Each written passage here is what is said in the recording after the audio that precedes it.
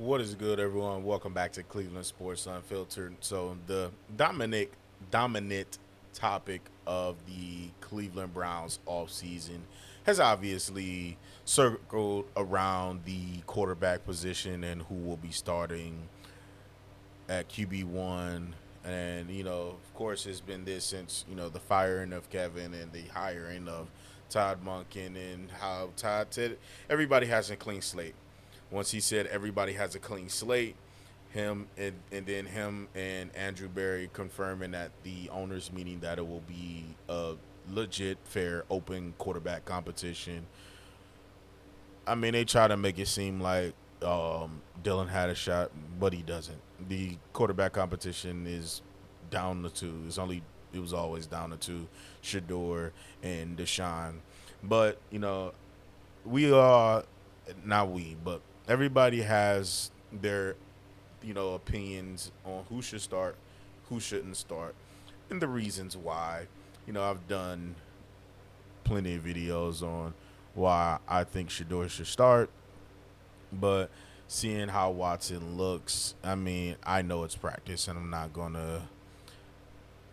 gonna always take practice Watson with a major grain of salt. And with Shador, I again, my thoughts is it's clear on him. I do think he has traits and some intangible things that a franchise quarterback has, and I do think given time he could be a franchise quarterback. But that's not what I want to talk about in this video. I want to do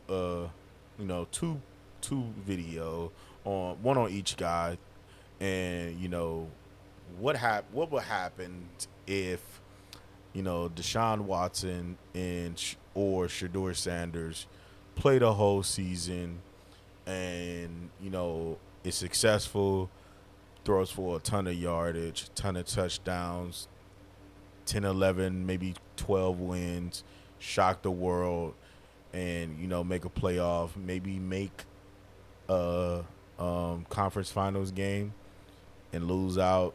What will happen? And I want to start that exercise off with everybody's favorite quarterback. You guys know who I'm talking about. Throw your fours up. But in all seriousness, I do want to start with Deshaun because it would be very, very, very you if everybody think the fan base is divided now. I think that if he was to come out legitimately win, because he's gonna have to legitimately win it. If he comes out, wins the job, but Todd makes him the starter, and if he goes out and let's say he throws for 4,200 yards, 30 touchdowns to 8 interceptions. He throws, 4,200 yards, 30 touchdowns, 8 picks, and lead the Browns to not 11, because I want this scenario to be a little bit more crazy. So if I want the scenario to be crazy. He throws for 4,500 yards, 40 touchdowns, 8 interceptions, and he leads the Browns to a 12-win season. Home court, home court, home. I'm sorry, thinking of the playoffs. Home field advantage. He has the Browns in their first ever playoff home game. He obviously wins the division, and he gets the Browns to a AFC championship game where he loses a tough, tough shootout to, I say, the Bills. He loses, let's say, the Bills or the Chiefs. We're just gonna throw the Bills in there. He loses a tough shootout to the Bills, and everybody's flying high going into the off season. Everybody's feeling good, but my question is, what do we do if that scenario happens? What do we do if he throws for 4,500 yards, 40 touchdowns and 8 picks and leads us to a 12-win season. Do I think I know what the Browns would do. The Browns would not throw. The Browns would definitely re-sign him. How much I don't know, but they'll be riding way too high to, I don't know, because Andrew Berry he's a real shrewd operator. So I'm not gonna say he would just easily give up a super high guaranteed contract, but I do think that they would re-sign him. I don't know the length, probably like a 2 year, maybe 30 a year, maybe 30 a year. All of it's not fully guaranteed either, because you had one good year, but look at the previous four. So I just want to know, and just wanted to play around with that experiment, and you know, get that out there, because not too many people talk about what if he does come out, and not yeah, I hear people saying, well, if he comes out and play well. No, what if he comes out and balls out? Like, what if he balls out and again, 4,500, 40, 8 picks, 12-win season, make an AFC Championship game, losing a tough game? What do you do? What do we do? What do we do? I know some people are gonna, at all costs, you wash your hands with them. But again, you're gonna have some people that, hey man, you can't let that go.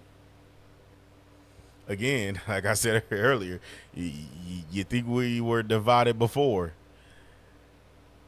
Let that scenario happen. And I know it's a super long shot, and I know somebody's going to comment, oh, that's never going to happen. But you never know. You never know. I'm just wanted to put that thought out there, because there is a possibility it can't happen. Let's say Todd does resurrect Watson's career, and he does get peak Deshaun Watson out of him. And let's say we do get peak Houston Watson back in those 45, 40 and 8, 12-win AFC Championship loss, first playoff Browns game at home. Let's say all that happens. What do we do? Because he does have like this poison pill in his contract to where you gotta cut him. But do you cut him and then re-sign him? Or do you cut him and more than likely he'll take his chances to hit free agency and try to hit up another place over the head for a bigger bag? Those would be tough conversations to be had. But, I just wanted to, have a little fun with that. I think it was fun. And you guys let me know what you think about that in the comment section down below. How would you feel if Watson was to ball out like I said, suggest, or like the thought experiment said, and what he balls out, and what do you think will happen? What would you want to happen? Would you want the Browns to resign him, or would you want to take our chances elsewhere? Those are just my thoughts. You guys let me know what you think about that in the comment section down below. While you leave in the comment section, while you leaving your thoughts in the comment section, also hit that subscribe button for me, and continue to hit that like button, but especially continue to smash that subscribe button so we can continue to get this content out to a broader audience. But you guys know what I'm about to tell you guys. You guys don't got to go home. Y'all got to get the hell up out of here. Till next time. Peace.